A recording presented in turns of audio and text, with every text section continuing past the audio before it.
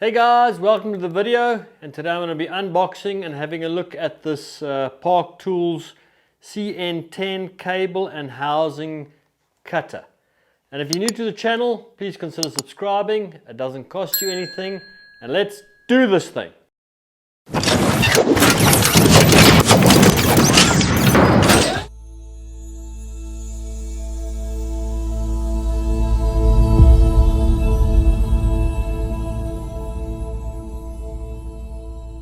So before I unbox this cable cutter, we must know that Park Tools is obviously known for their quality instruments. Obviously this is not a cheap piece of equipment.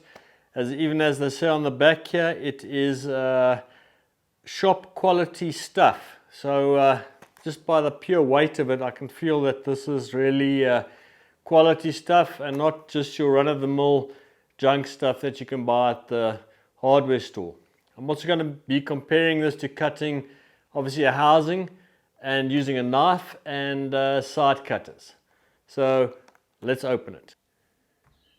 So having a look at the box it comes in, nothing special, just plastic. Park Tools tells you on the side there exactly what it does. Cable and housing cutter, a couple of different languages.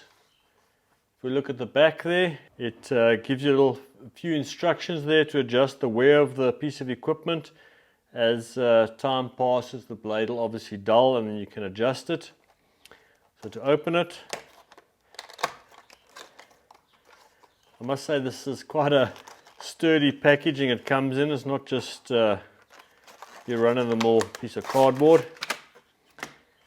So that's just the cardboard part, throw that to the side there. And then it's got two pieces of plastic which encapsulate the actual cutters first, and then a molded piece of plastic in which it goes in.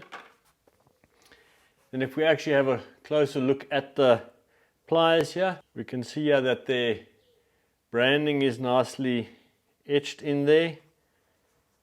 And on the grips, it's got a little piece of wire at the side here to keep it closed. On the inside of the grip, it's got that CN-10 over there, and obviously black and blue company colors, and it's actually quite stiff, so it'll give you quite a workout if you had to cut a few cables there.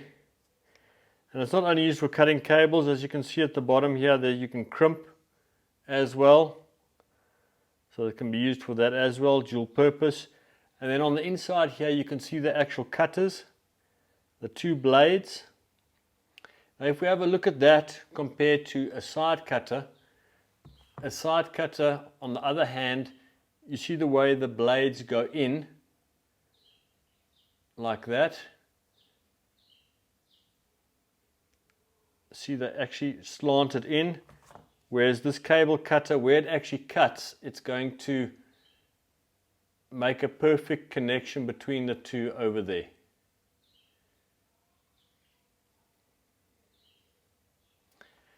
Okay, so let's give this a comparison. So I've got a little piece of tubing here left over after installing my brakes on my Specialized.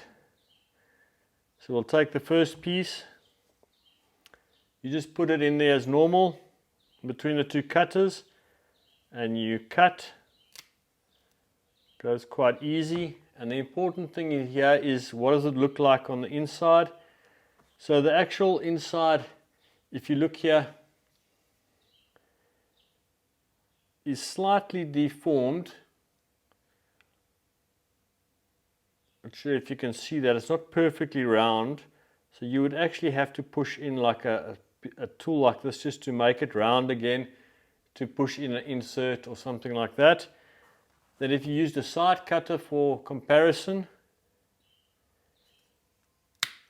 it also cuts.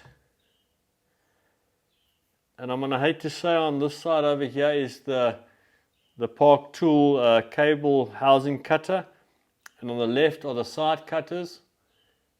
And I was hoping this was going to be collapsed and totally misformed and unusable. But as you can see there, there's absolutely no real difference. If I did the same here with this as I did with that, there's actually no reason why you can't use side cutters. So if we now put that aside and we just take a block of wood, because this is also another method, take a block of wood and then you just take a sharp blade, cut your housing like that. I would have to now say that the blade method actually gives the best results here.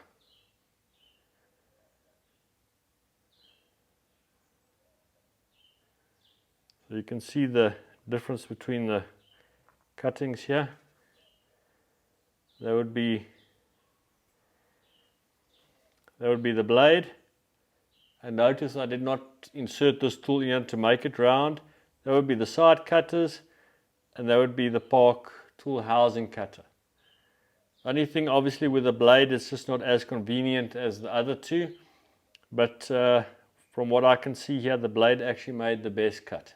So after using this very expensive tool, the actual official Park tool cable and housing cutter, and then some side cutters, and then just a normal blade with a piece of wood, I would have to say that the blade with a piece of wood is definitely tops.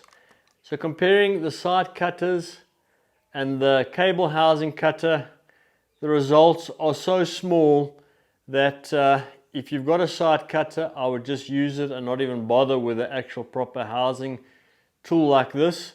And yeah, if you've got a blade, rather use that instead of buying any of the stuff. So I must say I'm actually quite disappointed. I was expecting this to give some sort of perfect result, and yeah, it's not often that I say this, but I think I wasted my money on buying this fancy cable housing cutter, which I probably won't use that often, but let me rather make the mistake and hopefully save you guys some money out there.